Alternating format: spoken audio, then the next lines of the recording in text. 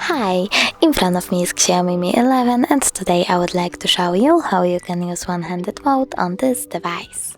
First of all, go into settings and scroll down. Now tap on additional settings and go into one-handed mode. Over here you can pick size of your shrink screen by clicking on one of the options and turn on one-handed mode by tapping on the switcher. Then follow the instructions. Swipe left or right from the home button to pull the screen closer to one side.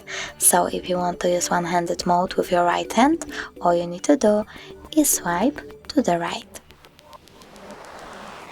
To go back, click on the bracket area.